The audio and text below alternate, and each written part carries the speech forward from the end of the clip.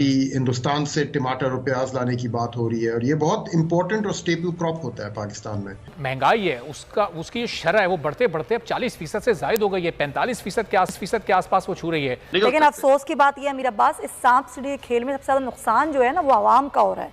आवाम पिस रही है, उनका कोई कसूर नहीं है। पेट्रोल की बढ़ती कीमत, डॉलर का बढ़ता रेट और बढ़ती हुई महंगाई, अवाम ये सवाल करते हैं कि आखिर वो कौन से मुश्किल फैसले हैं और कब तक इन मुश्किल फैसलों के असरात अवाम को अपनी जिंदगी में देखने को मिलेंगे। आने वाले दिनों में अवाम को मजीद कितनी महंगाई के लिए तैयार रहना होगा? आई थिंक अभी कहना मुश्किल है एग्जैक्ट अमाउंट। अलबत्ता अभी डॉलर से ज्यादा जो चीज महंगाई को फीड करेगी वो सैलाबी जो असरात है, क्योंकि काफी जो क्रॉप डैमेज हुआ है उसकी वजह से हमने देखा है ऑलरेडी प्याज और टमाटर की कीमतों में बहुत बड़ा इम्पैक्ट आया था सैलाब के फौरन बाद।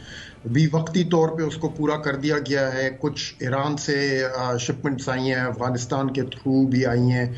अभी हिंदुस्तान से टमाटर और प्याज लाने की बात हो रही है और ये बहुत इंपॉर्टेंट और स्टेबल क्रॉप होता है पाकिस्तान में।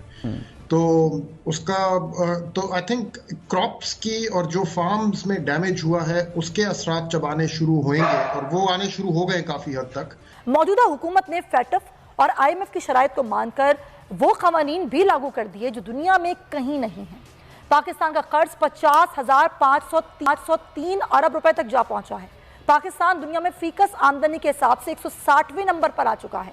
तारीख की बदतरीन महंगाई से परेशान शहरियों को फ्लोर मिल्स और ताज़ा दूध बेचने वाले रिटेलर्स ने कीमतों में मजीद इजाफा करके एक और झटका दे दिया है। जबकि इत्तेहादी सरकार सब ठीक हो जाएगा की रट लगाए हुए हैं। डॉलर मजीद महंगा होता चला जा रहा है, बिजली की कीमतों में इजाफा हो रहा है। आज अगर ये कहा भी गया है कि 4 रुपए कुछ पैसे का कमी की जाएगी तो वो आगे अगले महीने में होगी, जिसमें लाइफ लाइन सार्फिन पर इनका इतलाक नहीं होगा। देखिए, बात ये थी कि इस वक्त जो पाकिस्तान में महंगाई है पिछले 3 महीनों में वो तमाम रिकॉर्ड तोड़ रही है, जून जुलाई और अगस्त। और दूसरी बात ये कि रुपए की कदर जिस तरह से गिर रही है ये तो बड़ा पुरस्कार मिस्टीरियस लगता है। ये आम हालात में इतना गिरने का जवाब इसलिए नहीं है कि हमारे तो मिफ्ता इस्माइल साहब और एहसन इकबाल साहब कहते थे कि जनाब जिस वक्त जो है वो IMF का पैसा मिल जाएगा तो उसके बाद डॉलर जो है वो रुपए की कदर बेहतर हो जाएगी। लेकिन उसके बाद भी किस्त मिली है, उसके बाद भी 10 रुपया गिर चुका है। बड़ा वाज़ेह है कि और इसमें जो है पहले सट्टेबाजी हो रही थी। स्टेट बैंक खामोश तमाशाई बना बैठा था, उसने कोई कोशिश नहीं की कि बैंकों को बुला के बात करे, एक्सचेंज कंपनीज को बुला के बात करे। हुकूमत ने कोई कोशिश नहीं की कि गिरते हुए जो रिजर्व्स हैं उनको बढ़ाने की कोशिश करें, तमाशा देखते रहे। चलिए सब कुछ हो गया, लेकिन अब सवाल ये पैदा होता है कि खुलेआम यहाँ से स्मगलिंग हो रही है। भारत जो है वो डॉलर खरीद रहा है अफगानिस्तान में पाकिस्तान को नुकसान पहुंचाने के लिए। उसको जरूरत है, डॉलर बहुत है, लेकिन जो हुकूमत स्टेट बैंक को नजर नहीं आ रहा कि खुली मार्केट में कोई 8 से 10 रुपए का फर्क है। पाकिस्तान में जो रेट है और पेशावर में जो रेट है उसमें बहुत फर्क है। यहाँ से डॉलर जो है जा रहे हैं पेशावर, वहां से जा रहे हैं अफगानिस्तान, भारत खरीद रहा है से ईरान जा रहे हैं। तो ये स्मगलिंग हो रही, हम तो इसको भी नहीं रोक रहे। तो ये जो तमाशा हो रहा है, ना हम अपने रिजल्ट बेहतर करने की कोशिश कर रहे हैं, ना हम अपनी माशी अशारिये बेहतर तो शायद साहब जैसे आपने भी कहा कि हमें तो मिफ्ता साहब ने, एहसन इकबाल साहब ने बताया था कि जैसे IMF की किस्त आएगी उनसे मामला तय पा जाएंगे तो डॉलर की कीमत में एक बड़ी वाज़ेह कमी आएगी, लेकिन वो कमी देखने में नहीं आई। तो इसकी वजह यही स्मगलिंग है जो आप बता रहे हैं। हुकूमत को क्यों ये नजर नहीं आ रही और इसको रोकने की कोशिश क्यों नहीं कर रही है? देखिए, बात ये थी कि हुकूमत को सब कुछ पता है, वो बेवकूफ़ नहीं है। वो यहाँ तो अशराफिया की मईशत चल रही है, अशराफिया की मईशत है, उन्हीं के सहारे हुकूमत चल रही है, उन्हीं की सपोर्ट से चल रही है।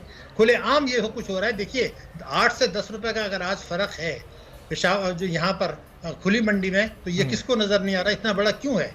क्या ये किस्त मेरे मुल्क को जब मिली IMF से उसके बाद से 10 रुपए गिर गए 8-9 दिन के अंदर। तो ये जो कुछ हो रहा है ये तो लूटमार हो रही है। जब इससे पहले बैंकों ने मुनाफा कमाया, एक्सचेंज कंपनी से कमाया, सट्टेबाजों ने कमाया, सबको पता था। स्टेट बैंक तमाशा देखता रहा। क्या स्टेट बैंक ने कोई मीटिंग की थी? क्या स्टेट बैंक ने कोई बैंकों को धमकी आमेज खत लिखा था एक्सचेंज कंपनीज को हम एक्शन लेंगे, जो माजी में होता रहा? और अब फिर वही तमाशा हो रहा है। सही। बिल्कुल। तो शायद साहब, एक तरफ तो हुकूमत इस स्मगलिंग को नहीं रोक पा रही, फिर जो सैलाब ने मईशत को नुकसान पहुंचाया है, अब हम हर मुल्क से राब्ता करके उनसे इमदाद मांग रहे हैं। अक़वाम मुत्तहिदा से हम अपील कर रहे हैं कि जी आप जाएं, एक इंटरनेशनल डोनर्स कॉन्फ्रेंस कराएं। ये जितना बड़ा नुकसान है, ये किसी इंटरनेशनल डोनर्स कॉन्फ्रेंस से या बाहर से आई हुई इमदाद से लगता है आपको पूरा हो जाएगा? भाई साहब देखिए, आप एक नुक्ता अहम उठा रहे हैं। जो हमने देखा था 2010 में और जो हमने देखा था 2005 में, इन दो चीज़ों में और आज जो हम देख रहे हैं, बेशक पाकिस्तान के लोग खुमदाद दे रहे हैं। मैंने तो ये देखा है, वो जो लोग गरीब खुद जो उनको मदद की ज़रूरत है वो भी जो है कंट्रीब्यूट कर रहे हैं, इदारे भी कंट्रीब्यूट कर रहे हैं, अफवाज पाकिस्तान भी कंट्रीब्यूट कर रही हैं, सब कुछ हो रहा है और बाहर से भी मदद आ रही है। ठीक है, कर लें। तो रेस्क्यू भी अभी तक कोई 12% लोगों को हमने रेस्क्यू और रिलीफ प्रोवाइड किया है अभी तक। सिर्फ मुमकिन है ज़्यादा कर दें, मगर जो मुझे ख़तरा बिल्कुल वाज़े तौर पर नज़र आ रहा है कि रेस्क्यू और रिलीफ के बाद जब रिहेबिलिटेशन का मसला आएगा तो फिर नए नए मसाइल सामने आ जाएंगे और नए नए पॉलिटिकल डिस्कशन शुरू हो जाएंगे, चोर डाकू शुरू हो जाएगा, अदालतों के मामला जो है डिस्कस होने शुरू हो जाएंगे और ये जो रिहेबिलिटेशन है ये फिर पीछे चला जाएगा। ये है खौफनाक चीज़। एक दूसरे के जो कुछ नुकसान गलत पॉलिसी से हो गया, जो हमारे इस वक्त देखिए मेरे मुल्क के में जो महंगाई है वो भारत से 3 गुना ज्यादा क्यों है बांग्लादेश से? मैं तो एक सवाल पूछना चाहता हूँ जी। ये जून में भी थी जबकि सैलाब का इतना इम्पैक्ट नहीं था। क्या बांग्लादेश से 3 गुना महंगाई मेरे मुल्क में क्यों थी जब सैलाब का इम्पैक्ट नहीं था? बांग्लादेश के मुकाबले में मेरा ग्रोथ रेट कम क्यों है?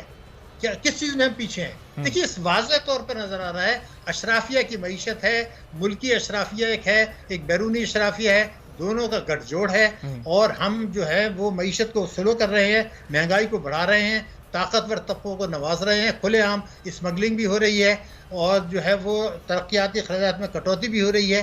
सब कुछ हो रहा है, टैक्सों की वसूली हो नहीं रही है, फॉरेन डायरेक्ट इन्वेस्टमेंट जो है वो कम हो रहा है। आप देखिए कि बांग्लादेश ने तो शाहिद साहब, ये तो वो तमाम इश्यूज आप गिनवा रहे हैं जो हम इमरान खान के दौरे हुकूमत में भी डिस्कस किया करते थे। ये मिफ्ता इस्माइल साहब तो ये बताते थे कि हम आएंगे और ये तमाम चीज़ें सब बेहतर हो जाएंगी। हम तो इससे पहले भी हम करके दिखा चुके हैं। तो वो उनका ट्रैक रिकॉर्ड कहाँ गया? ये 4 महीने में क्यों मामला नहीं संभाले जा रहे? ये जो अभी सैलाब ज़दगान की वजह से जो जितनी इस वक्त मुल्क की मईशत को नुकसान हुआ है, ये नुकसान कैसे पूरा करेंगे?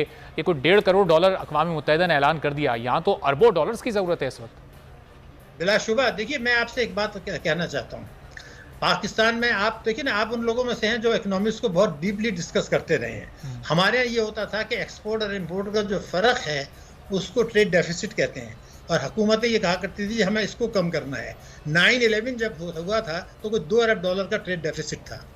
30 जून 2022 को $48 बिलियन का ट्रेड डेफिसिट हुआ, जो पिछले साल की इसी मुद्दत से तकरीबन $17 अरब ज्यादा था। मौजूदा हुकूमत ने फैटफ और IMF की शराइत को मानकर वो क़वानीन भी लागू कर दिए जो दुनिया में कहीं नहीं है।